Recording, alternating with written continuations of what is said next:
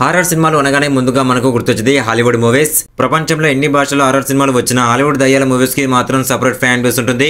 అలా silence, survival, family dynamics తో నిండిన కథలు తీవ్రమైన సస్పెన్స్ తో ఆకట్టుకుంటున్నాయి. 2018లో రిలీజ్ అయిన ఒక గ్రిప్పింగ్ సైఫై హారర్ మూవీ ఈ రోజు మన మూవీ సజెషన్. ఈ సినిమాలో సైలెన్స్ ను వెపన్ గా ఉపయోగించి బతికి బయటపడే ఫ్యామిలీని మనం చూడొచ్చు. ఈ మూవీ పేరు వచ్చేసి ఏ క్వైట్ ప్లేస్. 2018లో రిలీజ్ అయింది. Amazon Prime Video, Paramount Plus, Hulu, Tubi ఓటీటీలో అందుబాటులో ఉంది. మూవీ IMDbలో 7.5 రేటింగ్ ఉన్న ఈ సినిమా $17 మిలియన్ బడ్జెట్ తో తెరకెక్కిస్తే $340.9 మిలియన్ కలెక్ట్ చేసింది. అకాడమీ అవార్డు నామినేషన్ సహా పలు అవార్డులు గెలుచుకుంది. ఈ మూవీ ఒక ఫ్యామిలీ చుట్టూ తిరుగుతుంది. 2020లో పోస్ట్ అపోకాలిస్ట్ వరల్డ్ లో సర్వైవ్ అవుతుంది.